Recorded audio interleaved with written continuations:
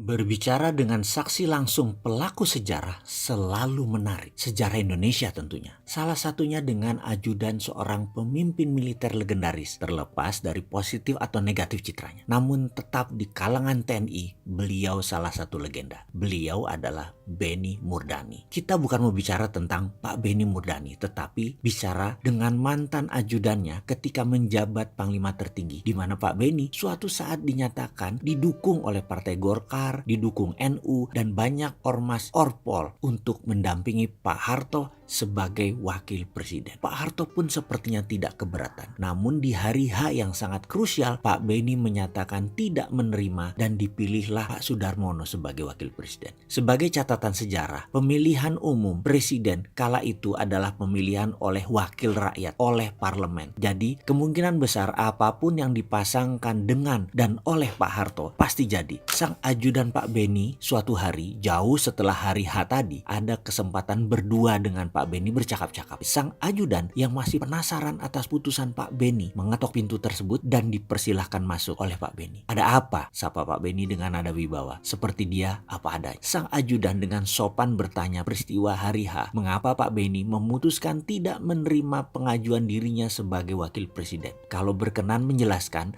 karena ada penasaran dalam benak sang ajudan yang belum ketemu jawabannya. Mengapa Pak Benny menolak menjadi wakil presiden? Pak Benny menjawab tanpa ragu sedikit pun, berterus terang. "Tahu dirilah saya ini minoritas, saya ini Katolik. Faham kamu?" Itulah cerita yang saya dapat dari sang ajudan yang saat ini sudah pensiun sebagai jenderal berbintang 2. Sang ajudan berkata kepada saya menceritakan kembali percakapan tersebut, percakapan pribadi berduanya dengan Pak Benny. Pak Benny punya prinsip untuk memahami tepo selironya mayoritas, di mana belum masanya untuk minoritas mendapat tempat tinggi waktu itu. Akan menjadi tajam dan membuat masalah walaupun sepertinya tidak terlihat. Kuncinya minoritas mengalah, mayoritas membuka diri. Dicalonkannya dirinya atau Pak Benny oleh banyak elemen ormas, NU dan lain sebagainya, plus banyak elemen Islam dan parpol adalah tangan terbukanya mayoritas dan pikiran terbukanya mayoritas waktu itu. Namun minoritas tahu diri. Ini esensi perilaku di negara Pancasila. Sang ajudan mengingatkan peristiwa besar lainnya, yaitu sewaktu tahun 66-67 di mana MPRS sudah akan menunjuk Jenderal Nasution sebagai presiden, mandataris MPR. Jawaban Pak Nasution kala itu adalah tidak menerima. Pak Nasution pun jauh hari setelah jawaban menolak tersebut melalui memoarnya, Pak Nasution bercerita alasan dia menolak keputusan dirinya diangkat jadi presiden. "Saya tahu diri, saya minoritas." Beliau Islam, namun dari Sumatera Utara. Karena itu setelah pertimbangan dalam olehnya atas nama negara, Pak Harto yang Jawa, yang Islam, anak petani, jauh lebih mudah mengendalikan suasana saat itu. Kedua keputusan jenderal besar ini adalah keputusan yang sangat arif yang sampai saat ini menjadi pedoman doktrin tentara Indonesia. Langkah seperti ini adalah langkah seorang negarawan di masanya. Secara pribadi, insan negarawan mementingkan keuntungan bersama jauh di atas keuntungan pribadi.